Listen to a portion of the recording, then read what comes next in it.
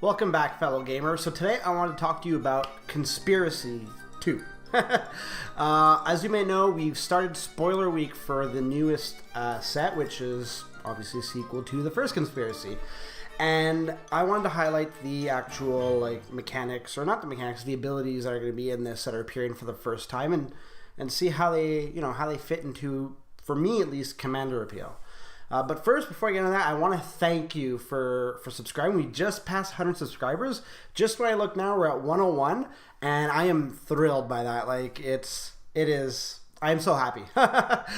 First and foremost, and I really, really appreciate the people who subscribed, and not even if you subscribed, but if you've watched a video, that in itself is more than enough. I love it, and I really appreciate you taking the time out of your day to listen to me.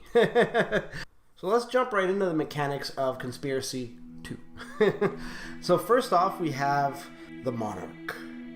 The Monarch, essentially what that is it's a token card that gives you special abilities. At the end of your turn, during your end step, you get to draw a card if you are the Monarch. Not only that, you get to play creatures that have certain abilities if you are the Monarch or if you're not the Monarch. Furthermore, it kind of makes you a target.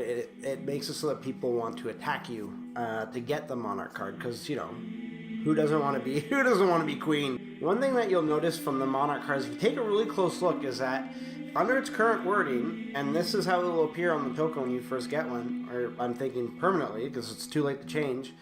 At the beginning of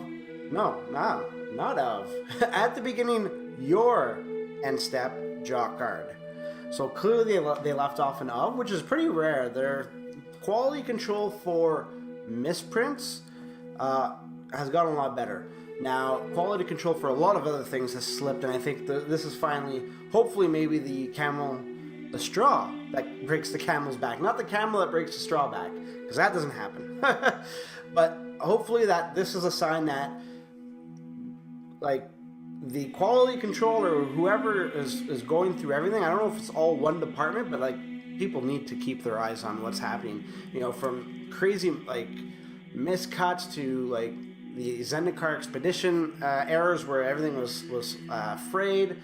I can think of, I haven't gone from the vault set that's been mint or near mint ever since at least Legends. Legends was the first time I really noticed there being problems from the vault Legends, that is. Anyways, I digress. Let's move on. So the next one is Council's Dilemma. So if you remember in the first Conspiracy, there was Council's Judgement, where everybody got to vote. And the majority that was voted for got that effect applied to that card, or to the rest of the group.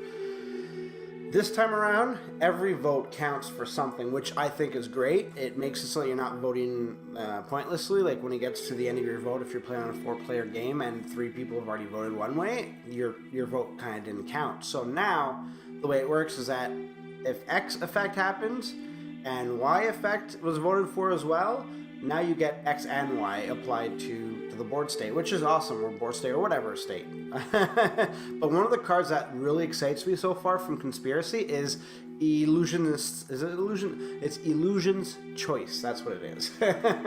And that card, to me, it screams excitement, especially if you're looking at some of the older cards. I'm thinking Council's Judgement. That card just got a whole lot stronger, especially in a multiplayer Commander environment. Holy cow. Holy cow.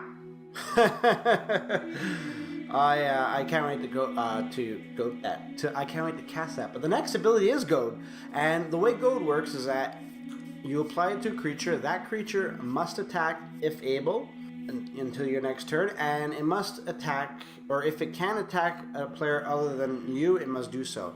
Now, if there is not another player on the board, and it's just you and somebody else, or for some reason that person can't attack said player, it does still have to attack you. So that's something that you need to keep in mind when you're casting ability cards that have this ability on it, because it does not absolve you from being attacked. You will be attacked if you are the only option, but there are ways to play around. I like this too because it gets more creatures onto front lines duking it out. So the last ability that we'll go through is melee whatever you want to call it. There's been a lot of different pronunciations, so let's just go with melee. And what it is, I'll actually read it as it appears on Deputized Protester, because there's actually a lot of confusion around this card from people misreading it.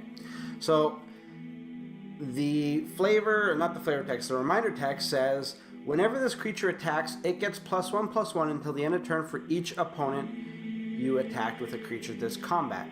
So what that means is that if you have 5 creatures and 4 creatures go one way and the melee creature goes to the other guy, the creature with melee will get +2/+2 because you attack 2 opponents. It's important that you remember that it's not the amount of creatures that you attacked with this turn. A lot of people are misreading the card. I actually misread the card when I was filming this video. This is take 2, if I'm being quite honest. So there we go. That's actually, it's a like if you play one-on-one, this card is essentially not really going to be that great.